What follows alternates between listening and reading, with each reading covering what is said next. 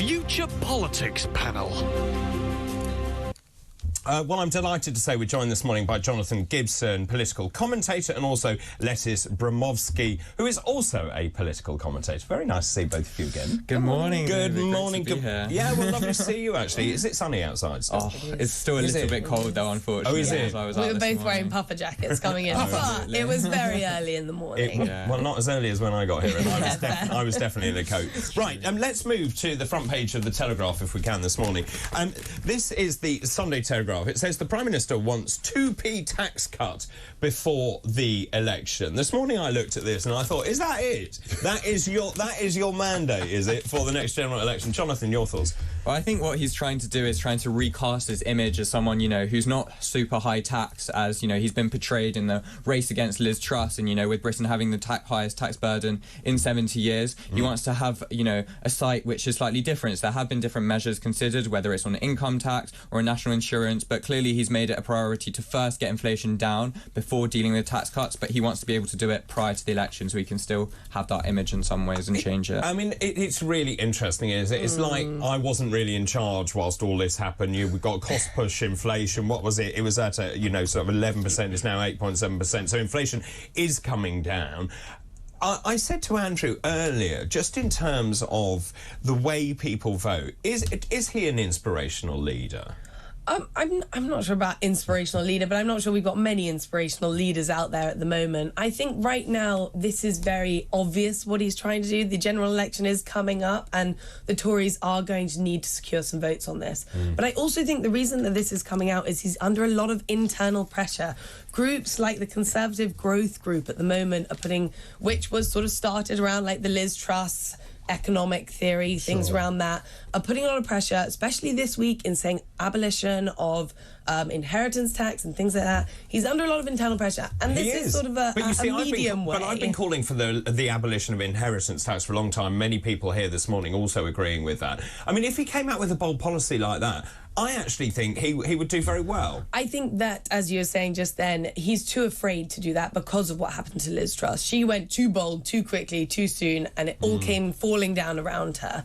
Do you think he's drip feeding? We were talking 2p or not 2p. Yeah, 2p is nothing. We said it is nothing, but do you think he's drip feeding it just to see and then to increase it a little bit further and basically taking a much wider approach? Say, let's look at all of it. As David and I said, abolish inheritance tax. It will happen, but also look at the other things as well. Does that make sense? It does, and I would hope that is the way. I do want to see higher tax cuts. Ultimately, at the end of the day, I'm not sure he has the confidence right now or the willpower, considering the public vote against it. What should he do? What should he do? Well, he should definitely put higher tax... not higher taxes, cut taxes, sorry. So let me bring Jonathan in here. I've been asking this morning if there's a silver bullet. Obviously, I think people are very disenfranchised. They don't know quite how they are going to vote. There are people who are lifelong Labour supporters, don't know what Labour stands for. Equally, people aren't sure what the Conservative Party stands for. So if you were a political strategist, what would be the one thing that you think would float the voters' boat? What would it be? Is it the economy? Is it the health service? Is it too difficult to say? I think if you look at all the polls, the number one most important thing for voters is the economy. And right now, in the last 6 months, a year, we've been talking week in, week out almost about the really, really difficult cost of living crisis, high energy prices, high food prices, effects of COVID, effects of Ukraine, all of these things which are putting so much strain on individuals, and people really want a relief to that, So Rishi needs to sort this out before the election. People are going to want to see, their food bills decreasing. People are going to want to see, that their economic livelihood is not being strangled, and that they can actually, function and live as, maybe we were 10 years ago, which we're not currently today in the same sort of state of economic stability. I mean, it's extraordinary, and of course inflation is coming down. That means prices are still going up, though. I mean, it's just they're not going up as quickly as they were going up. And actually, I think one of the other things is this push to net zero for all of this stuff. It's interesting, actually. There's internal treasury analysis, which is about Labour. Their planned £28 billion a year investment in climate measures could push up mortgage payments by a significant amount, by hundreds of pounds a year. I'm not sure the electorate is ready for any of that. Well, I slightly agree with you. And at a time when we've just been discussing these things, when inflation is still very high, when we are paying increase in energy bills, increase in food prices, everything is going up. Adding a tax or a green levy on things like this it's not going to win you votes first and absolutely. foremost. And that's ultimately what we're heading towards. We're heading to the general election. Everything is pointing at that right now. And that's all that matters. Well, I'm 100% sure they're not for this. If you've done an independent poll, everybody's phoning in saying this is wrong. Yeah. And everything, you've got to listen to the electorate, you've got to work out. But they don't. No, they don't. And this is, well, they will. After today's show, we're giving them the silver bullets. We're doing it. Well, we are. And Jonathan, this story sort of adds on from this. This is about net zero grocery tax. Green levies due to be imposed from next year will increase food prices within months, pushing up total shopping bills by up to $4 billion a year, according to the retailers. This is basically the British Retail Consortium suggests a scheme to charge retailers and manufacturers for the cost of councils recycling their packaging will increase the cost of household goods, and it's being rolled out from April of next year. And so that means that people's household bills, already very, very high, are going to go up by about £140 a year. I mean, do you think the public has an appetite for this? No, I'm sure nobody wants their household bills to go up, you know. I think, and this is probably where, you know, historically we may have disagreed on things, but I think, you know, imposing greater taxes and imposing, you know, greater measures on the public at a time when inflation is high, you know, is not the best idea. I think, you know, we need to make sure that first, you know, want to fight climate change. I want to, you know, ensure that we can live in a more sustainable, greener economy. Yeah. However, we need to be careful. By 2030? Yeah, you know, like I want to, you know, everyone I think should want to have a greener economy and want to produce less carbon emissions. I don't think anyone here is, you know, saying we should be producing more carbon emissions. Well, you say one interesting point that you say, well, several interesting ones, but you say very few. I'm trying to remember which one it was, but the basic principle was this. You said that nobody wants their household bills to go up. Now, as a general principle, that's right, unless you put the other side of the equation, which is always my point. What's the money going to be spent on? Because if you suddenly turn around and say, actually, I need this extra money, 140 quid, which isn't that much if you look over the whole thing for some people. I know it's a lot for others. Yeah. This is what we're going to spend this extra money on. If that's something people want to spend it on, that's much more palatable, isn't it? I completely agree with you. Right. And they have said they're going to reinvest the money into recycling and into recycling schemes. So if those are effective, you know... But we know they have a terrible track record at delivery, don't we? Who, the Conservatives? No, just government, really, generally. But also, just in terms of this, I think it was Michael Gove that came up with this scheme, and of course it was done at a time when he didn't have the position he now has.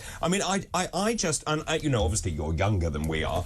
Only marginally. Well, only marginally. Talk for yourself. But I mean, but net zero, is it a massive priority for you? I think that it should ultimately be a priority. I think 2030 fine. I find those dates a little bit arbitrary at the end of the day. You know, ultimately we should be continuously working towards having a greener world. I don't know why we wouldn't. I don't know why you would counteract that. However, is it because we don't have technology, or we haven't invested, or we haven't built nuclear power stations, or there's been no infrastructure? I think that we're building the infrastructure. These things take time. It's never going to happen overnight. It might not even happen within a decade, but it's something we should be continuously working towards. Do you believe that the world will end if we don't do anything?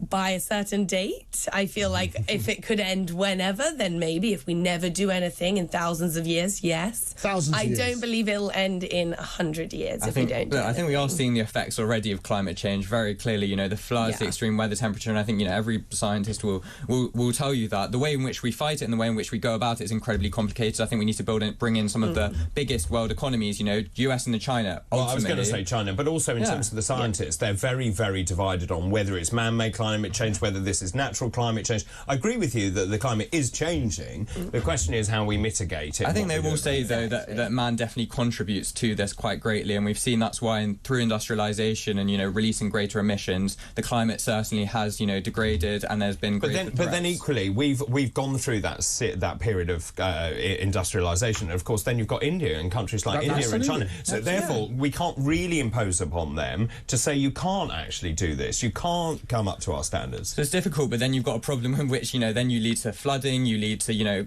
massive immigration as people are fleeing their homes, you know. You're going to have huge world problems, so we need to include them in the conversation, and we need to ensure that a concerted effort using countries all across the world are being created in order to... But there's also got to be an informed debate. It was Edward Bernays, the father of PR, who said the best way of converting people is through fear. And the trouble is, we all have these sort of headline politics, all over the place about environment. The world's going to end tomorrow if we don't do something. And absolutely, we need to look at it. But let's get the experts in to say, these are the facts, here are the solutions. And it's not just about us, it's a global issue. And if it's a global issue, how do we get people to talk? Sorry. No, I was going to say I 100% agree with that point. This is something we need to do together, and everyone needs to come along with it, particularly big countries like India, like China. UK is a small country comparatively, and our emissions are small in comparison to that. So really, we do need these other countries to come with us. Let's move on and talk about something that I talked about yesterday. This is about the counter-disinformation unit yesterday that we talked about. Elon Musk, this morning is reporting in The Telegraph, has criticised as terrible a secret government unit that tried to curtail criticism of lockdown policies.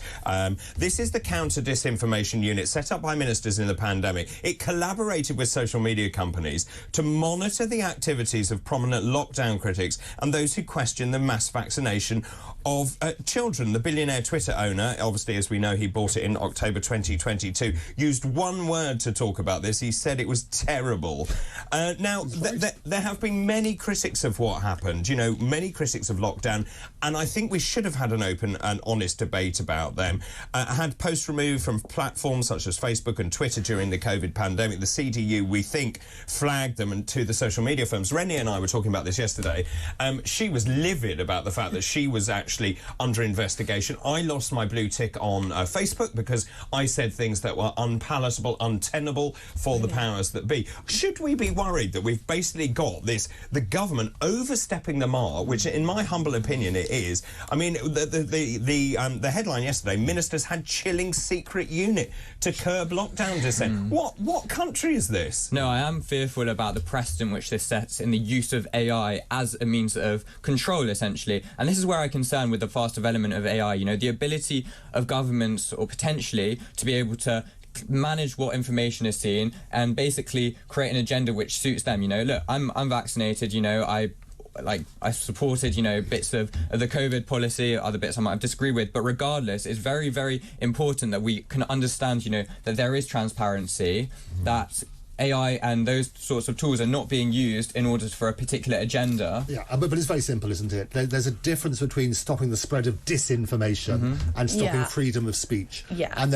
what happens is you need... it's one of our fundamental doctrines that people can question everything. If we don't have a right to question it, where is democracy? So absolutely, stop the spread of disinformation, stop the spread of bad things, which is what AI is a tool. I'm a big advocate, come on to that. But you need to make sure it's disinformation, not...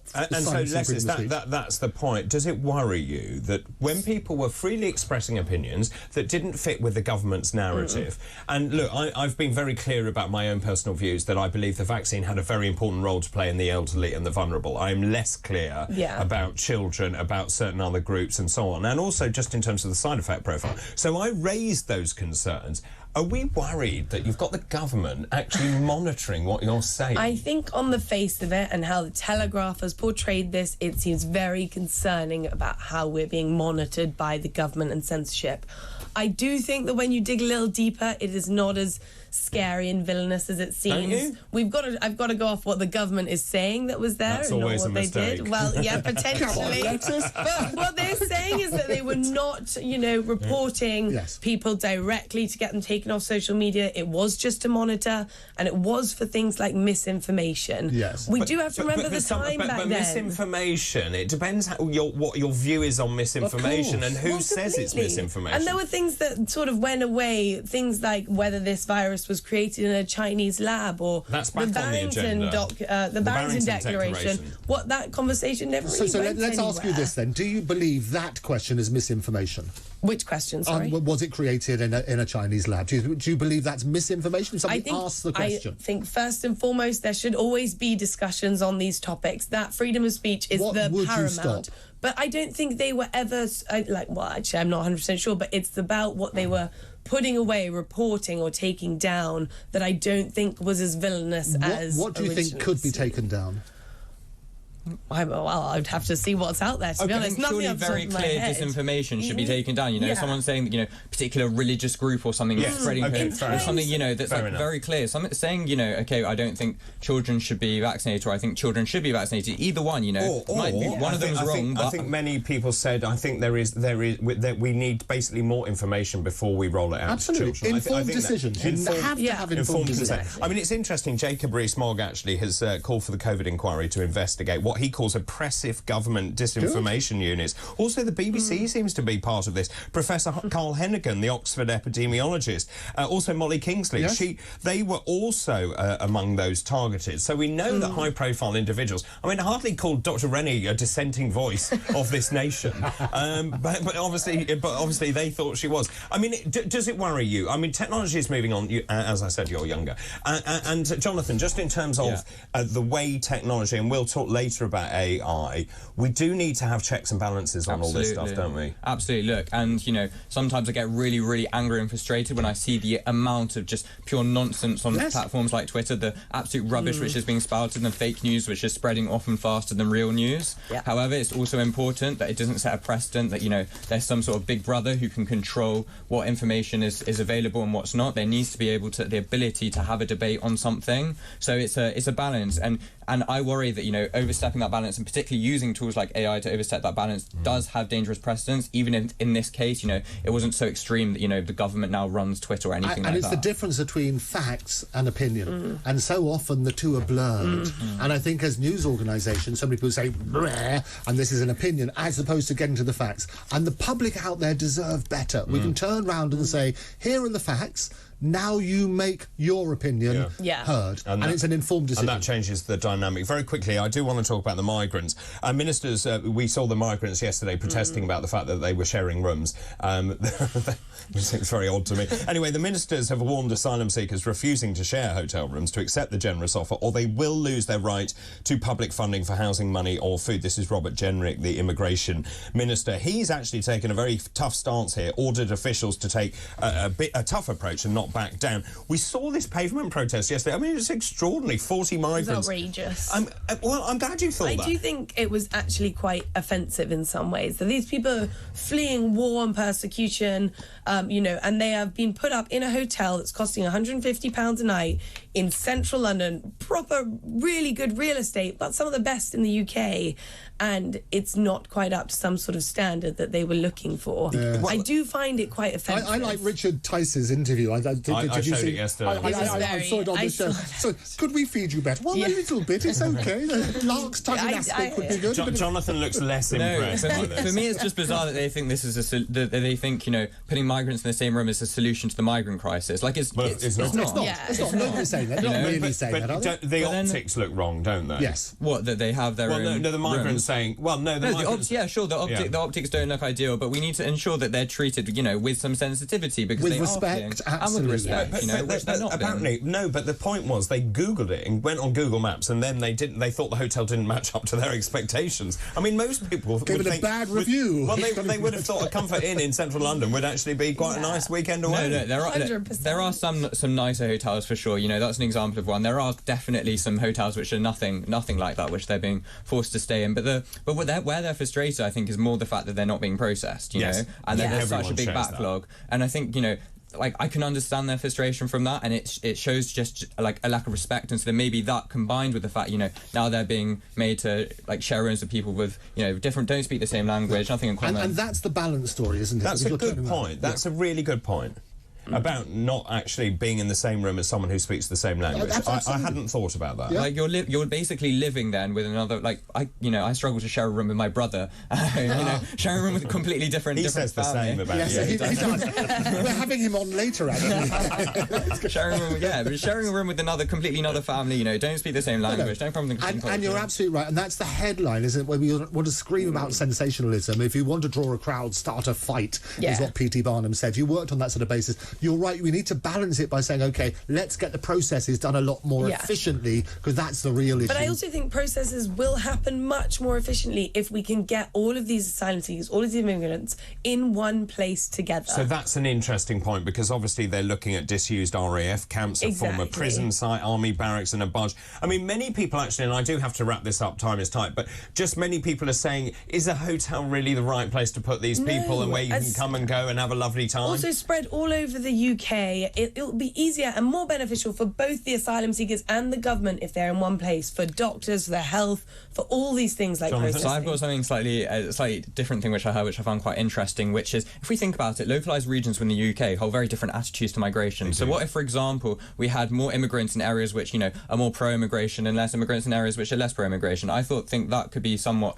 an interesting solution to regionalise it more. Maybe you should be immigration minister. Thank you. Anyway, we have to stop there, I'm afraid. Jonathan Gibson and Lettice Bromovsky, thank you very much indeed. That was today's Future Politics panel. The Future Politics panel.